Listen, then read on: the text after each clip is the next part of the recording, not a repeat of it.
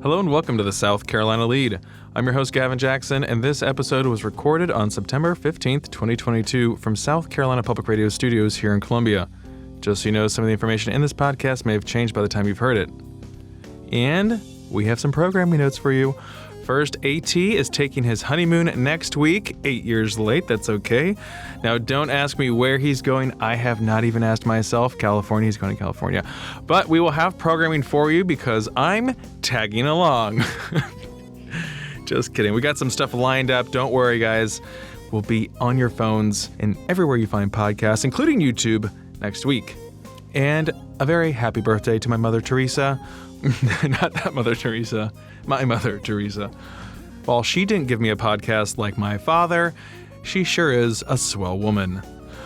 Anyway, let's get back to business here. This episode features the latest on Senator Lindsey Graham's 15-week nationwide abortion bill kerfuffle. We have fresh inflation data for you and what it means for Social Security recipients' cost of living adjustment for next year.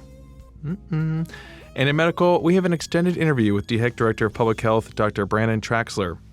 Additionally, we want to hear your stories. That's why there's a voicemail box set up for you to call and to tell us what's going on in your world. Tell us something funny. Talk about sports injuries that we can laugh about now, that you can walk again. Hot dog condiments. I think we're about to reach the peak of that one. And false here. It's getting chilly in the mornings. Tell us if you like it. I don't know what's in your world if you don't tell me. 803-563-7169. Now for the latest in South Carolina. Currently, the spread of COVID-19 is medium according to county-level data from the Centers for Disease Control and Prevention. For the week ending September 10th, SCDHEC reported 8,443 cases. That's down 34% from the week before, and there were also 6 deaths from COVID-19. On average for that week, there were 450 South Carolinians hospitalized with COVID-19, 46 were in intensive care, and 13 were on ventilators. Right now, 52.9% of eligible South Carolinians are fully vaccinated. Got more health for you later.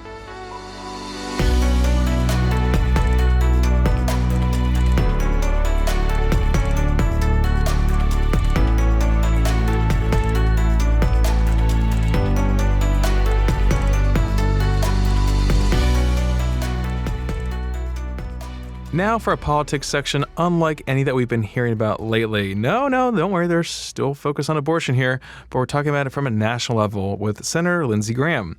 Now, despite the senior senator's attempt to provide some cover to Republicans on abortion this week with the introduction of his bill to ban abortion nationwide at 15 weeks, he was widely panned for the measure, even thanked by Democrats, as Republicans avoided getting drawn into supporting the measure. Instead, they're deferring to states to determine their own limits. Graham was also panned for his poor timing of the bill on Tuesday that took the news cycle away from the dismal inflation numbers and centered it on the Republican Party's scattershot approach to abortion access restrictions, something they've been waiting to legislate for decades, but as we know in South Carolina, that's easier said than done, especially in a unified manner. Here's Graham defending himself on Jesse Watters' Primetime, the host of which aggressively pushes back on Graham's talking points, especially over the timing with those inflation numbers. Now, wait a minute. Now, listen, I'm not going to sit on the sidelines and let America become that kind of nation. No one's saying you need to sit on the sidelines, but yesterday wasn't the day to do that. Yesterday was the day they lost all momentum when this inflation thing punched them right in the face, and you gave them an out. A lot of people don't like that. You could have done it on any other day, just like you could have delayed the whole press conference, like Joe should have delayed that stupid party. So I take issue. I don't think there's a bad day to stand up for the unborn.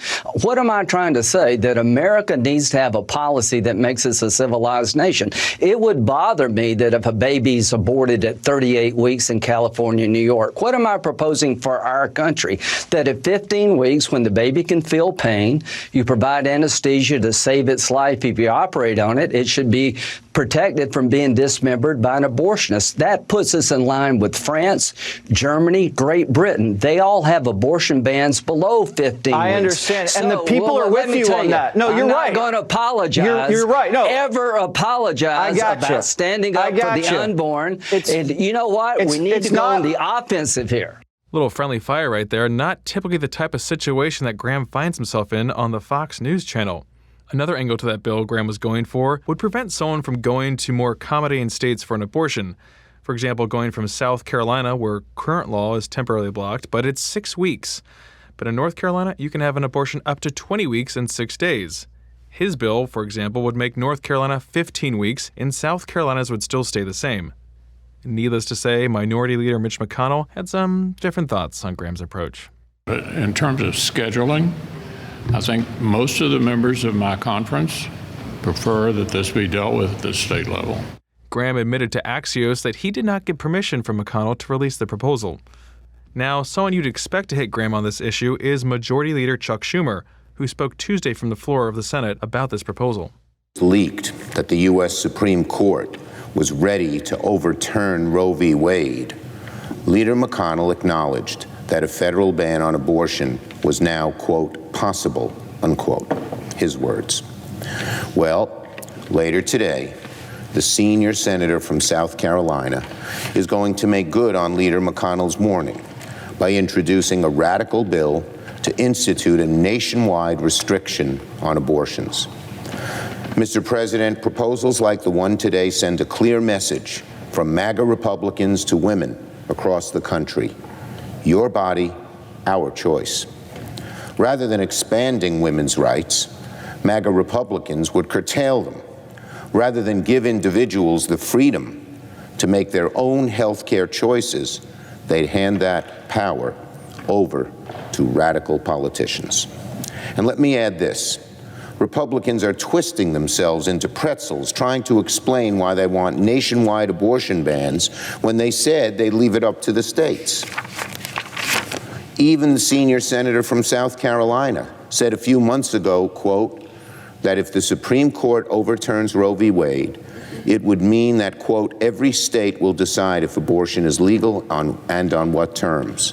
And yet, here he is, introducing a bill to restrict abortions nationally. Now, Graham's bill provides exceptions for rape and incest, as well as the life of the mother. The proposal is more restrictive than the usual 20-week bans that Graham has previously introduced and comes less than 2 months before primaries, a time when Republican candidates are trying to actually downplay their hardline abortion stances in some of those more contested races. Just an example of how much of a lightning rod abortion is, 77% of residents in 11 southern states, including South Carolina, believe a woman should be able to obtain a legal abortion if the pregnancy threatens the woman's life or health. This according to the latest Southern Focus survey, an initiative of the Winthrop poll. Now that rate drops to 74% when respondents were asked if the pregnancy was a result of rape, and 59% if the baby is likely to be born with severe disabilities or health problems. And we're going to take it back to the state on September 27th. That's right, the House is back on September 27th to take up the Senate amended abortion bill. We previously said next week, but like we always say, some things may change by the time you hear it.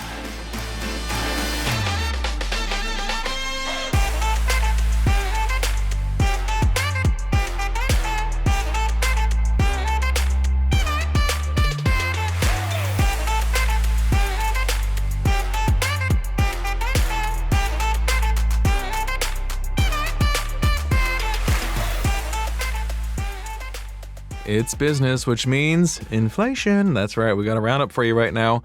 The Department of Labor reported this week that inflation ticked up 0.1% in August after remaining flat in July. That's according to the Consumer Price Index. Over the past year, inflation has gone up 8.3%. Shelter, food, and medical care all helped drive up the monthly increase. Not included in there? Gas. Labor said those increases were mostly offset by a 10.6% decline in the gasoline index. Now, when you get to core inflation, which is what inflation looks like without the volatile food and energy prices incorporated, it rose 0.6% month to month.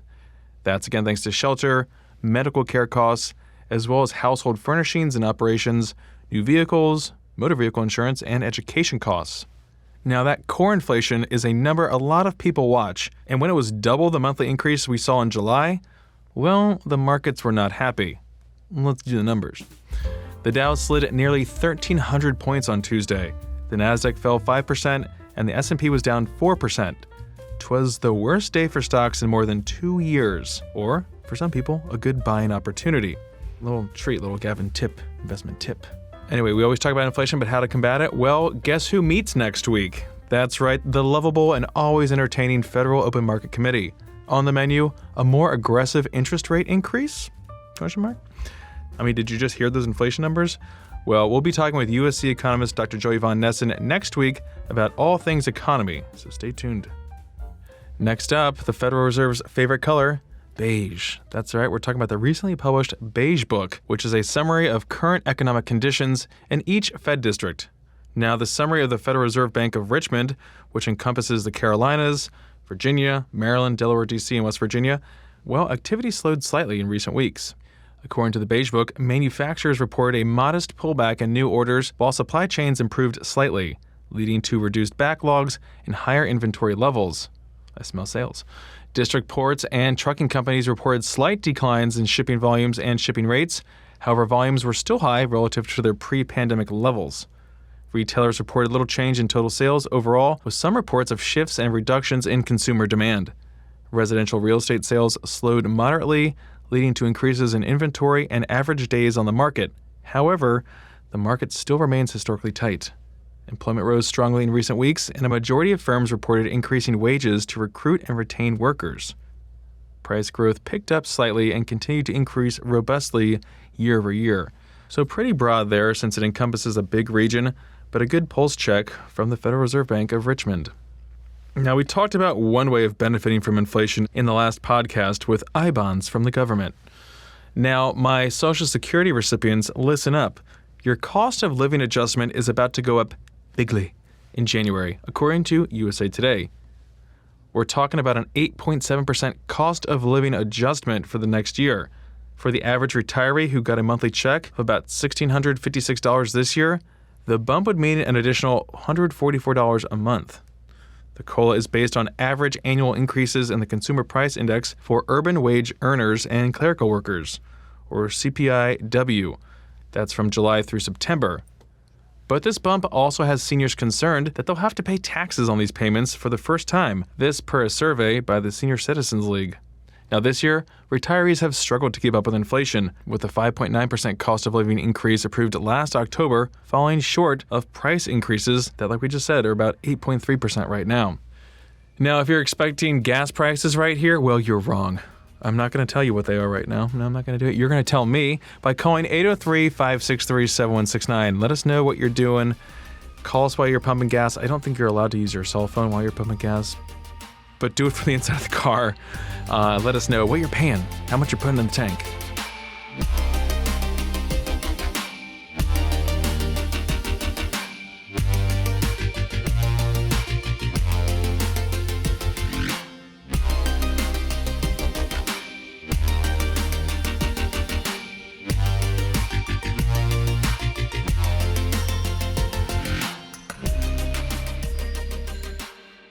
When it comes to public health, South Carolina is dealing with several situations. The endemic nature of COVID-19, the monkeypox outbreak, and even a West Nile virus outbreak. I spoke with DHEC Director of Public Health, Dr. Brannon Traxler, about how DHEC is handling these situations on This Week in South Carolina, and started off by asking about the current status of the COVID-19 pandemic response. This is a long one, so listen up, folks. I am pleased to say that things do look like they're improving right now. We saw a second Omicron mini surge is what I'll call it, really a bump, the later part of this summer that really has been occurring across the world with the subvariant BA.5 taking over. And I'm pleased to say that it looks like we are on our way out of that bump. The also very good news with this was with this mini surge or bump, we did not see a correspondingly high increase in hospitalizations or deaths.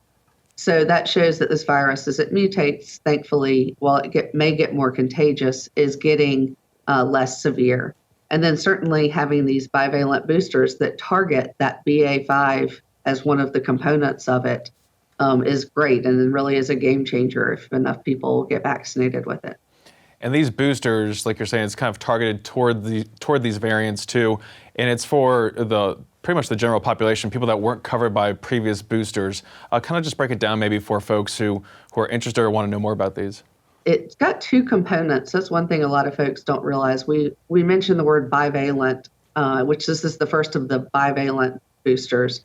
But that just really means that there's two parts to it. It combats two different things. And so it still has a component that is the same formulation as the original vaccine. So the same thing everybody's been getting. But then the other one targets BA4 and BA5.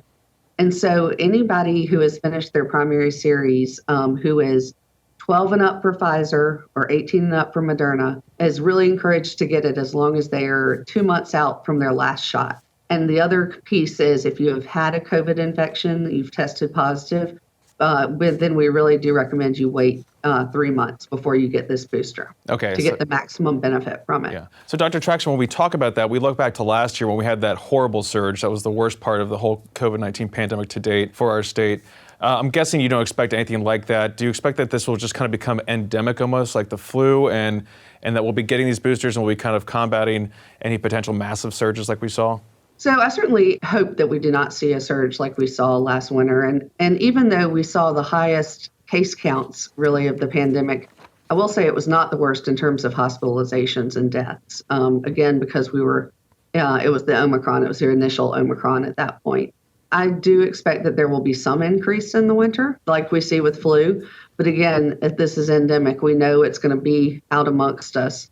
Our goal is to keep that increase down to a minimum and really keep especially down the number of severe cases. Mm-hmm. And so I do think that this is going to become very similar to the flu.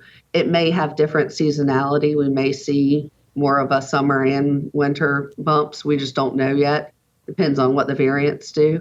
Mm-hmm. But I think the goal is also to continue then to get a yearly booster. I know that is certainly the federal government's plan and the scientists and everyone's hope.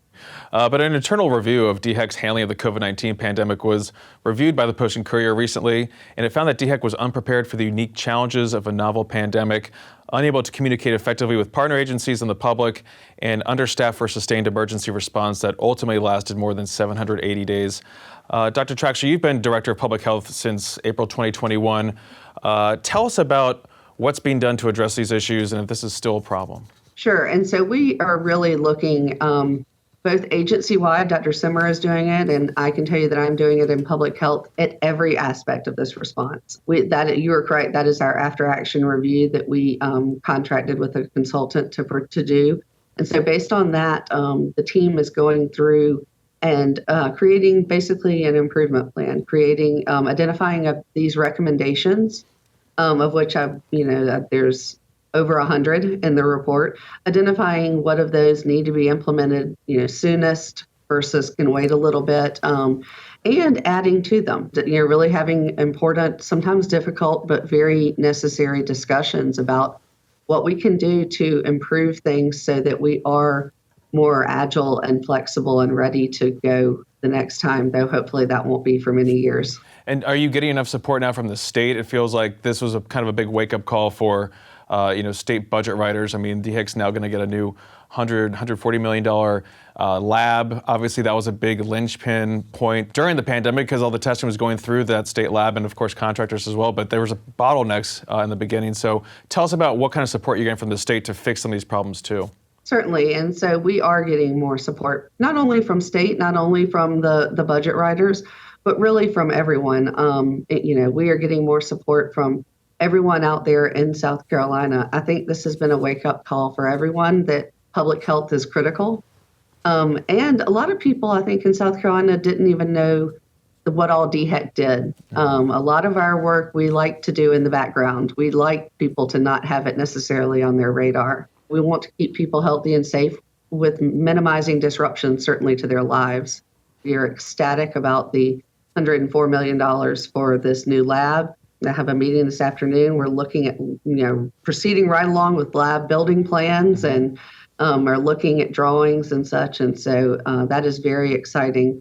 Our lab team needs it, and it's really just very forward thinking. And so I'm very pleased that we were able to do this, that we got that support. And of course, not just COVID-19, but Dr. Traxler, I want to pivot now to monkeypox, or Mpox, as DHEC is calling it, to help destigmatize this. This started spreading around the world earlier this year, ramped up in the summertime, especially here in South Carolina. There's more than 22,000 confirmed cases nationwide, more than 130 here in South Carolina.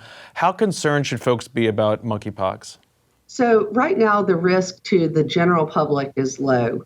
However, I do encourage people to keep it on their radar. Our aim is to keep the rest of the general public and to every member of South Carolina, of our residents, low. Right now, we are seeing it especially in the subpopulations of men who have sex with men.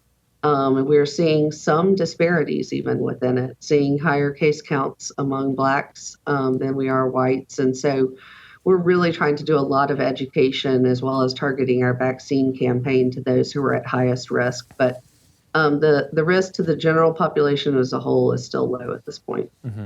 So what's DHEC doing now to reach out more? I know we got the emergency dosing recommendations from the federal government talking about stretching this very limited supply. I think you guys have given about more than 1,400 doses so far over the past 2 months. We're coming up on 2 months, I think.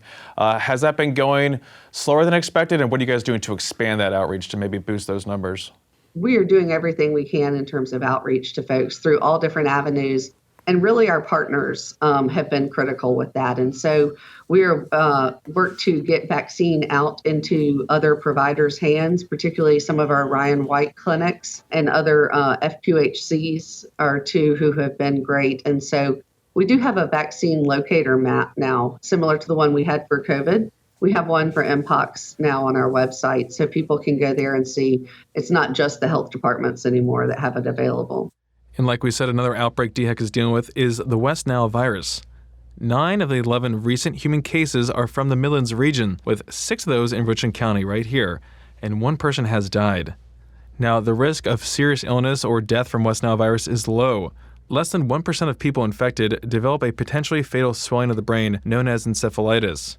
About 1 in 5 people infected becomes ill within 2 to 14 days with symptoms including fever, headache, joint pain, muscle pain, and occasionally nausea and vomiting. They may often experience sensitivity to light and inflammation of the eyelids, and some may have a rash. So, get rid of the transmission sources. We're talking about getting rid of mosquitoes, so get rid of that standing water, wear insect repellent if you're spending a lot of time outside. Just be aware that you could get West Nile virus.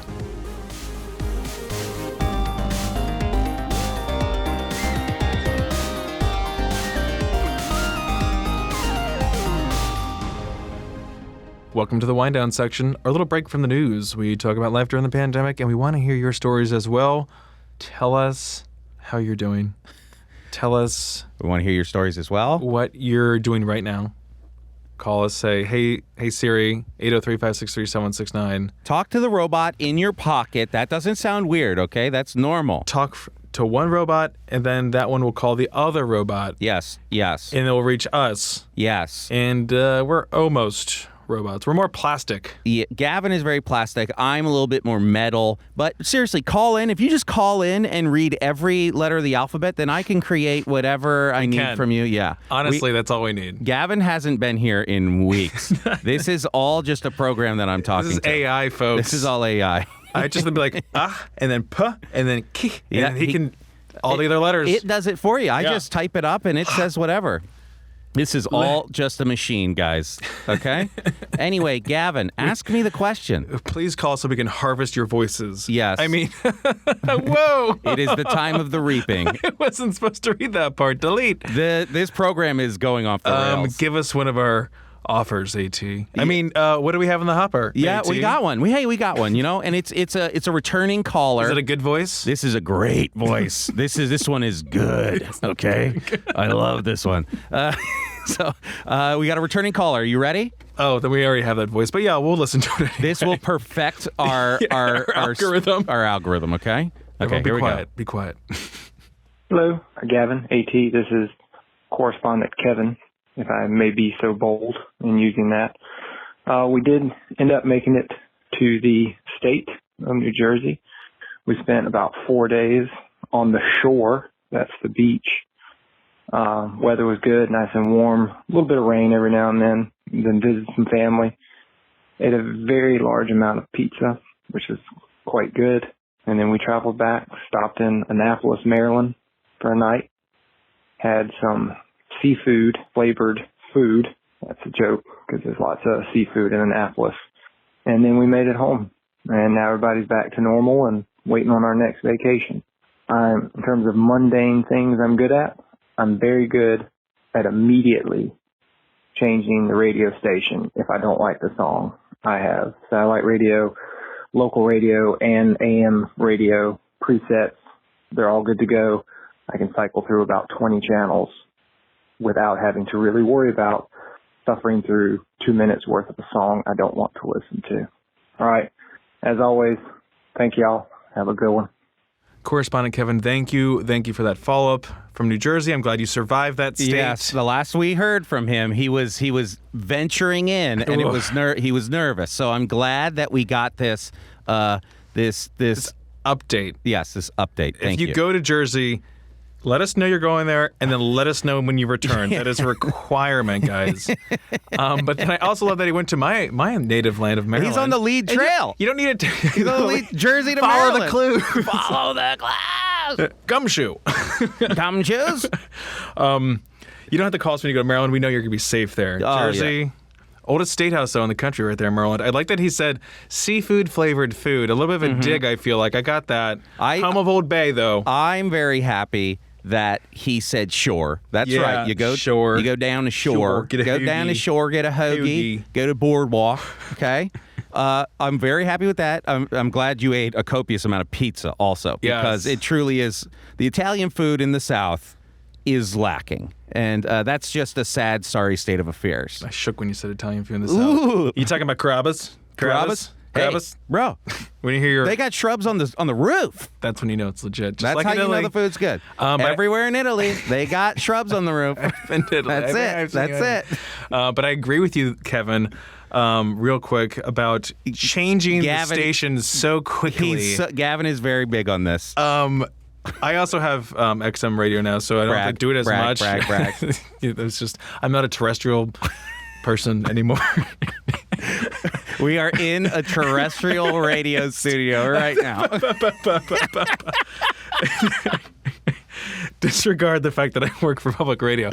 Now, that being said, growing up, I have a lot of memories of rapidly changing the stations in the DC radio market, going to high school with my brothers. Fights would break out when I was in the back seat, and like my brother Colin was riding shotgun, and Noah would change the station. You're listening to talk radio, DC 101, WHFS. Nightmare. And you're just like, I can't. And then no one's changing it, you know? Mm-hmm. So then I'd get a little peeved about it. So anytime I was in the front seat, I'd rapid fire. But at the same time, that skill to do that has also helped me learn what song that is very quickly. So if you're doing music karaoke, I can... It's not but trivia. Soundgarden. Trivia. Soundgarden. Outshine. Tears for Fears. T's Spice for Girls. F's. T's for F's is Ace the of best. Base. One of those alternative songs by that group. Candlebox. Glycerine. Bush. There you go. Gavin That's the Rossdale. spirit. Duran. My Duranis. But Gavin and I threw him under the bus saying brag, but I also have XM. And except in the Jaguar. The Jag only gets public radio. Sponsored by public radio. And speaking of the Jag, Gavin, last night we drove to kickball in the Jag. In luxury, folks. We're talking about that, XJR? XJ6. XJ6. The 6 stands for 6. 6, yes. Exactly right. 6 stands for 6. Early 90s. It's a 1990. It's right on that 80s, 90s cusp. Yes. It's so good. Racing Green. British Racing Green. Plushest seats, ashtrays as far as the eye can see. So good. And it only gets NPR.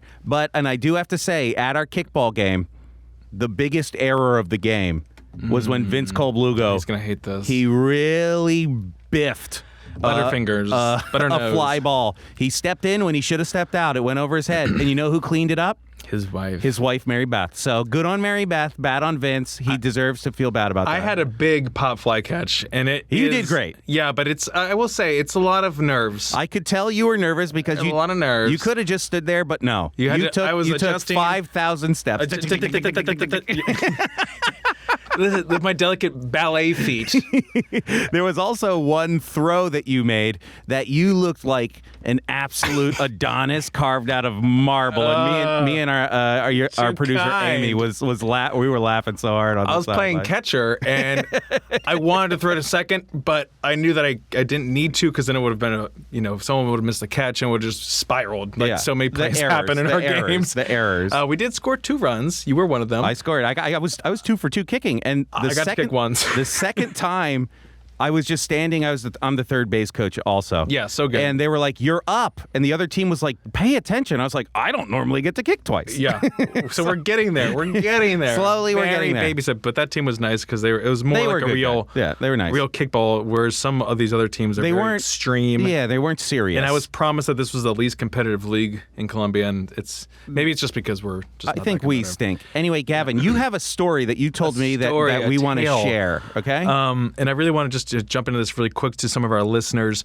I was talking to a colleague of ours at the ETV Endowment, which if you're not a member of the ETV Endowment, you're just stealing. Okay, I'm just going to say it. Just kidding. But you should pledge, and pledge often. But what I want to say is that a colleague over there at the Endowment, a fundraiser there, she was at a bar in Clemson, and she's like, I have a story. I heard this. I was at the bar in Clemson. I think it was a game day. And she was just minding her business, getting a drink. And a young guy came up and started talking to her. I guess she's in her late 20s. And, she thought he was just flirting with her, blah, blah, blah, blah. And he's like, so what do you do? And she's like, work for ETV and South Carolina Public Radio, fundraising, da-da-da. He's like, oh, wow, very good. Like, finds out that she knows us, and specifically you. Turns out the guy she was talking to, big lead head, which we love. If you're listening, I'm sure you guys are listening, because I heard you guys are super fans, which I totally appreciate. We love having younger listeners, and we love our older listeners. Yes. We just want to say to our Clemson crew out there who listens to us, we appreciate you, but we want you to call in. You know what? Prove it. You know what? We're throwing down the gauntlet here. If you're such a big fan, prove that you exist, okay? Yeah, I need verification here. We'd love to hear from you guys. And also, apparently, they're big fans of our humor. So, well, we're the funniest guys in the whole building, so I get it. Yeah, that is correct, actually. not to self-brag. But which is good, because we can start talking about our upcoming podcast, South of Spooky, where our humor is really on. We're ratcheting display, it up. We play center. Caricatures of ourselves in that show. It's going to be a lot of fun. Everyone should check it out. You can search. It might actually be out there. You can search it, South of Spooky, and if it's there, you can press notifications and stuff. And we'll probably throw it in this feed too, just because we'll cross promote and force you to listen to it if you don't want to. You're gonna get so sick of it. So anyway, I'm glad you guys are listening. We love our Clemson crew. Please call in, prove you're real, and good at changing those channels, Kevin. Yeah. And everyone have a great weekend. Yes, thank you guys. Thanks for listening to the pod. Just like correspondent Kevin, do us a favor, give us a call, 803-563-7169. We love hearing from you guys. We got some in the hopper we'll be playing next week. Be sure to listen then. Even though AT will be on his honeymoon, wish him a happy honeymoon, folks. I'm going to break in here, Gavin. If anyone has any Pacific Coast Highway things that they love to do... Oh, yeah. Tell us your California stories. DM me. You can DM the phone number, or you can text the phone number. Send me suggestions. Or Twitter, at SCDHEC. Yep, Twitter works too. So all that stuff, send me your suggestions. I literally have no plans except to drive and golf, so let me know. And you can stay up to date with the latest news on scetv.org and southcarolinapublicradio.org. And don't forget to support your local newspapers. And if you want to hear and see me, check out new episodes of This Week in South Carolina, Friday nights at 7:30 and Sunday afternoons at 1:30 on SCETV. For the South Carolina Lede, I'm Gavin Jackson. Be well, South Carolina. I think we should. No way. I think you're crazy. I think you're crazy. But you are missing out on opportunity, ground floor. I truly believe that, though. Okay.